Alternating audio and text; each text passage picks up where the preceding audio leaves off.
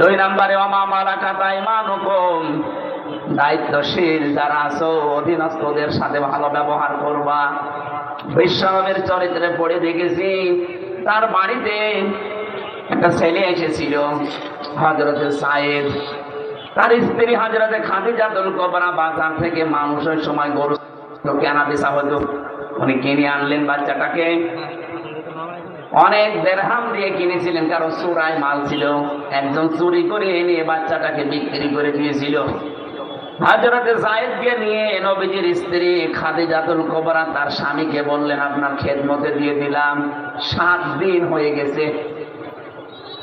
7 দিন পরে তার বাবার চাচা এসে বলে, মুহাম্মদ সাল্লাল্লাহু আলাইহি সাল্লাম, জানতে পারলাম আমাদের সন্তান যায়েদ আপনার কাছে আছে, আপনি দিয়ে দেন আমাদেরকে।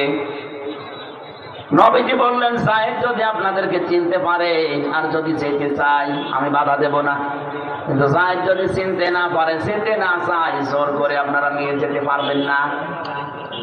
বাবা বললেন, হ্যাঁ আপনি অবশ্যই যুক্তিপূর্ণ কথা বলেছেন, নিয়ে আসেন যায়েদকে। হযরতে যায়েদ কাছ থেকে আসলেন, বাবার চাচা দেখে জড়িয়ে ধরেছেন, ডাক দিয়ে বলে, যায়েদ এদেরকে চেনো? বলে, হ্যাঁ এটা আমার চাচা, এটা আমার বাবা।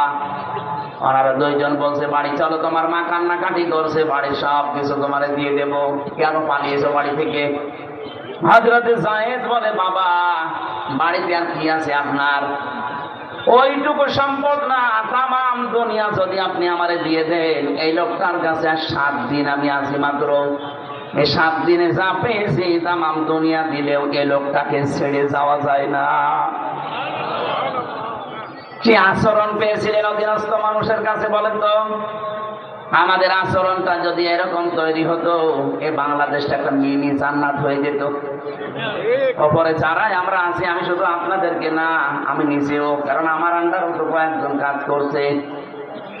যারা আছে আমাদের আচরণ গুলো এমন তৈরি করা দরকার, আর নিচের মানুষগুলো যেন আমাকে হারিয়ে ফেললে কান্নাকাটি করে। কথাটা গুরুত্বপূর্ণ, এই জন্য নবীজি জীবনের শেষ কথা হিসাবে এটা বলেছিলেন। আমি যেহেতু নামাজের কথাটা নিয়ে শুরু করেছিলাম, নামাজ যারা পড়েন না, যারা উল্টা পাল্টা ফতোয়া লাগান, এই সমস্ত আয়াতের মিনিং খুঁজতে চান, কি আপনি কি খুঁজে পাবেন? পেটে বোম মারলে একটা শব্দের 5টা অর্থ বলতে পারবেন আপনি। গান বাজনা আরম্ভ করে আর বলে এগুলো গান যে হারাম, কোরআনে নেই। গান হারাম কোরআনে নেই মানে আপনি কোরআন পড়তে পারেন? আজকে সূরা লোকমান পড়লাম 6 নম্বর আয়াতে, গান বাজনা শুধু না, অনর্থক কোন কথাবার্তা বলা হারাম।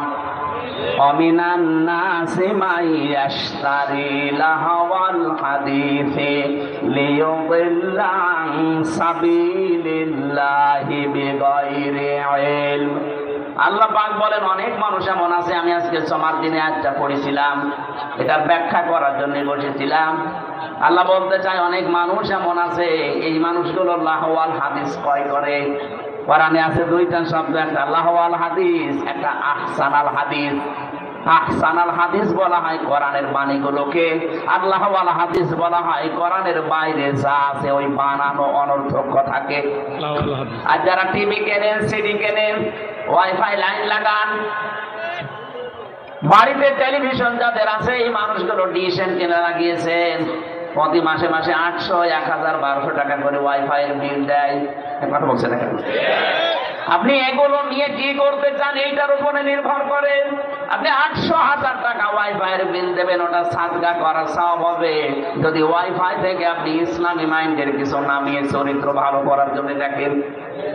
আর ওই ওয়াইফাই লাইন থেকে যদি আপনি শাবনুরের নাচ নামান, যতক্ষণ নাচ দেখবেন ততক্ষণ সওয়াব হতেই থাকবে। ওই ওয়াইফাই লাইন নেওয়া 800 টাকায় মনে করবেন আমি জাহান্নাম কিনে নিলাম। তাহলে ওয়াইফাই লাইনের 800 টাকা আল্লাহর রাস্তায় সাদকা করার সওয়াব হয় যদি ওটা ভালো কাজে লাগে। কথা বলে না কেন?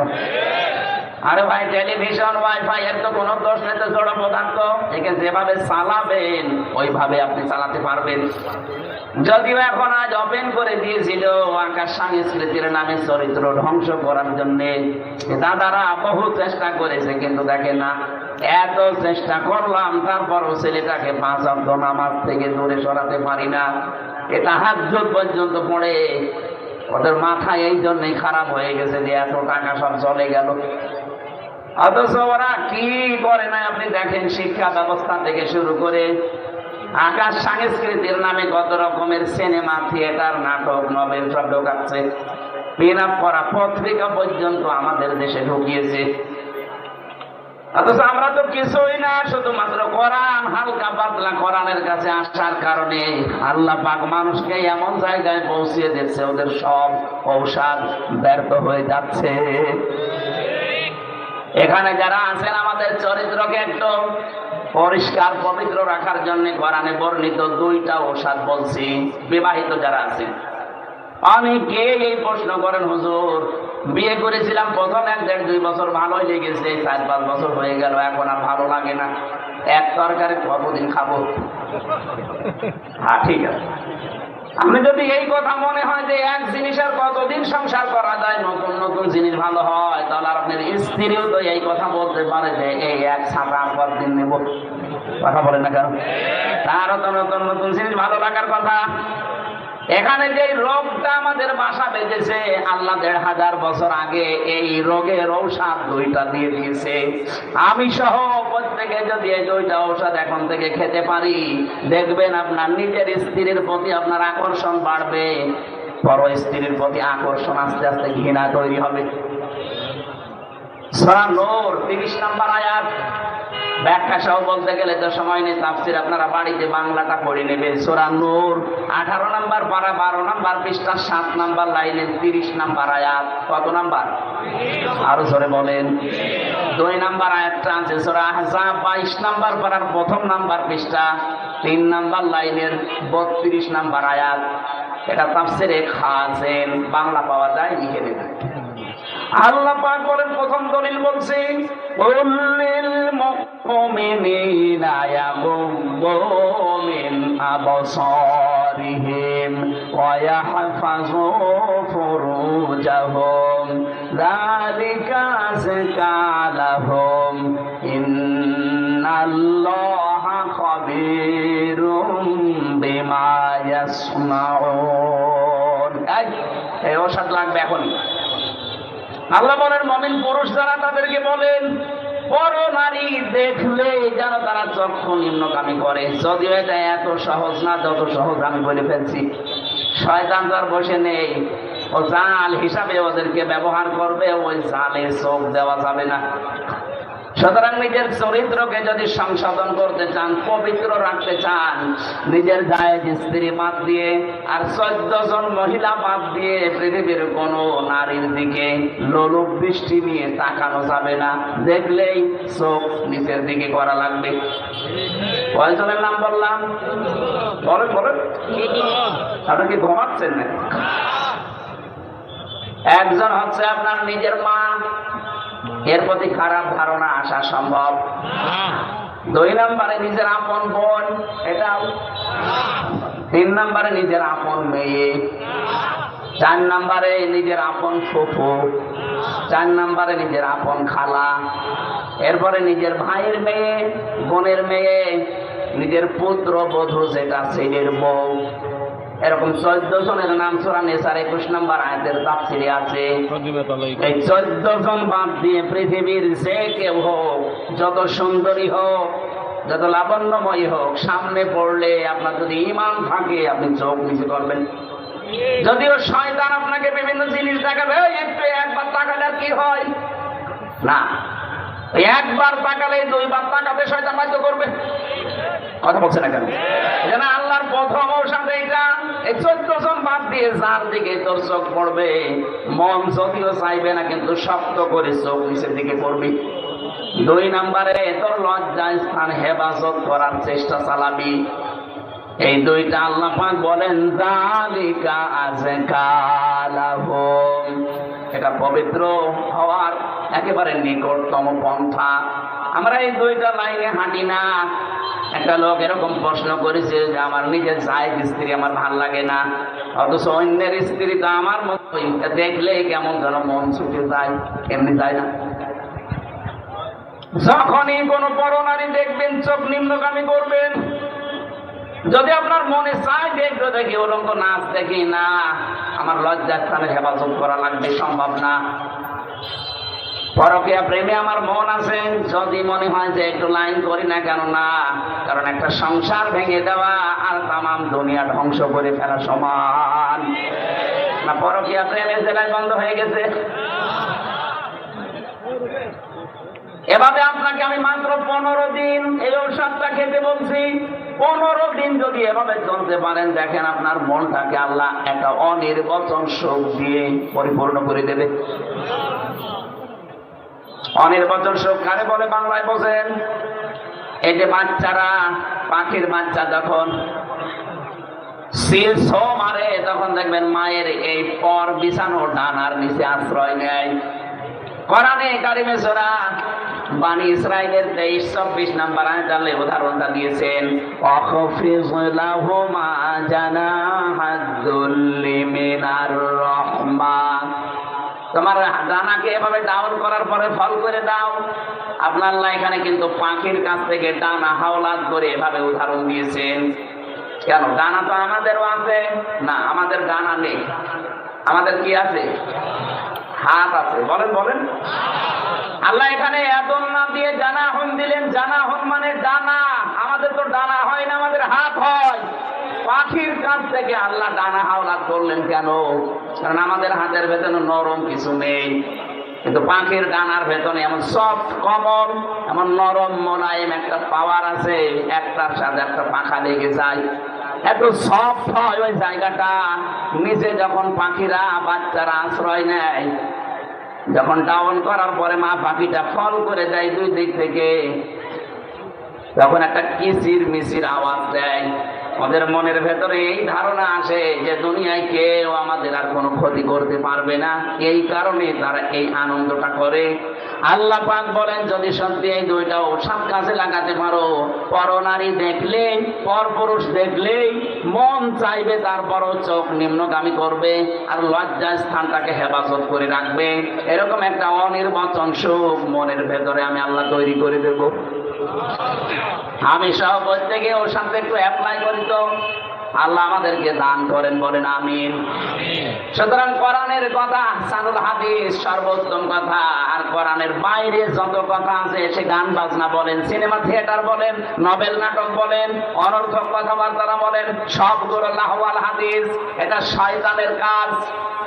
ওই জামানায় একজন গায়ক ছিল, সে গায়কদেরকে ভাড়া করে বিভিন্ন দেশ থেকে এনে মক্কায় নাচ গান ড্যান্স দিত।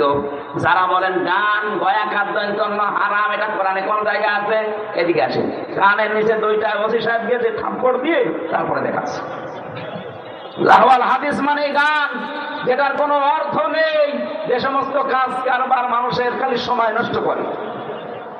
এখানে আব্দুল্লাহ ইবনে মাসউদের বর্ণনা তাফসীরে ইবনে কাসিরে পড়লাম, উনি বলছে লাহওয়াল হাদিস মানে গান। লাহওয়াল হাদিস মানে কি? গান মানে আপনি আল্লাহকে নিয়ে, রাসূলকে নিয়ে, সৃষ্টি জগৎকে নিয়ে বলবেন এই গান না। এমন এমন গান আপনি বানিয়েছেন যে গানের দ্বারা আর মানুষের চরিত্র ধ্বংস হয়। এই যে মমতাজের গান, এ কি আছে বলেন? ফেটে যায়, ফেটে যায়, জোড়া দিয়া বুদ্ধি নেই। কি কি ফেটে যায় আপনার বুড়ো বয়সে? না, এরকম গানের কথা বলছে লাহওয়াল হাদিস। আমি মানে আসরের নামাজের 1 মিনিট আছে, আসরের নামাজ পড়া দরকার, নামাজটা পড়ে নি, তারপরে ফের শুরু করি। আমার আবার মাগরিবের পরে সেই নাগরপুর বাজারে আছে। আমার বললাম যে ওই সময় নামাজের পরে শুরু করি, এতক্ষণ চালালি কত সুন্দর হতো, আপনারা তো কথা রাখেন না। বললাম না ওই সময় যে মানুষজন যা এসেছে শুরু করে দেয়, তাহলে 1-2 ঘন্টা 2.5 ঘন্টার সময় পেতাম। এই 1 ঘন্টার ভেতরে ছাতা তো এখন আয়াত পর্যন্ত যেতে পারলাম না। আপনারা কথা রাখবেন না তো। আমি সেই সময় বললাম না ওসি সাহেব চলে এসেছে, আমরা আরম্ভ করি, খাওয়া দাওয়া ঘরে শেষ করে করবো। আগামীতে আবার কোনো জায়গায় আসলে রাতের বেলা নিয়ে আসবেন। দিনের বেলা তো মানুষের জ্ঞানজাম হয়, কথা বোঝানো যায় না। যেহেতু মাগরিবের পরে নাগরপুরে আছে, এখান থেকে প্রায় 40-45 কিলো, ওখানে যে মাগরিব পড়বো, পড়ে উঠবো। আল্লাহুম্মা আমিন। লা ইলাহা ইল্লা আনতা সুবহানাকা ইন্নী কুনতু মিনাজ জালিমিন। রব্বুল আলামিন, বড় আশা নিয়ে আমরা কোরআনে কারীমের কথাগুলো শুনেছি, যতটুকু শুনলাম ভাঙা ভাঙা কণ্ঠে, আল্লাহ এগুলো আমল করার তৌফিক দাও। সওয়াবগুলো তুমি নবীজির রওজায় পৌঁছিয়ে দাও। দুনিয়ার মাটির নিচে যারা ঘুমিয়ে আছে এদেরকে তুমি চিরতরে মাফ করে দাও। কখন না জানি কার ডাক এসে যায়। আল্লাহ তাআলা, দুনিয়ার জীবনটা পুরা ধোঁকা, এটা আমাদের বোঝার তৌফিক দাও। কালকেও মাওলানা এনামুল হক সাহেব বর্ষদিনও আমাদের মতো জীবিত ছিল। গতকালকে তো আমরা কবরে রেখে আসলাম। আল্লাহ তাআলা, এরকম আমিও এখন জীবিত আছি, না জানি আবার বিকাল হতে হতে মাগরিবের আগে আমার খবর হয়ে যায় কিনা। আল্লাহ, মরতে আমাদের কোনো আফসোস দুঃখ নেই, ভয়ও নেই, কিন্তু আমরা ঈমান নিয়ে মরতে চাই। রব্বুল আলামিন, যে দেশে আছি এই দেশটা নিয়ে বহু ষড়যন্ত্র এখনো চলছে, থেমে নেই। সব কিছুর তুলনায় তোমাকে রাখলাম। আল্লাহুম্মা ইন্না নাজআলুকা ফি নুহুরিহিম ওয়া নাউযু বিকা মিন শুরুরিহিম। রব্বুল আলামিন, মেহেরবানি করে তুমি আমাদেরকে বাঁচাও। এ দেশটার স্বাধীনতা তুমি অখণ্ড রাখো। এ দেশের যত শত্রু আছে আল্লাহ, শত্রুদেরকে তুমি মোকাবেলা করো। চারিদিকে আমাদের শত্রু। বিশ্বের মুসলিম দেশের আশপাশে আরো কয়েকটা মুসলমান দেশ আছে। এমন দেশে আমাদের জন্ম দিয়েছ যে দেশের পাশে একটাও মুসলমান দেশ নেই।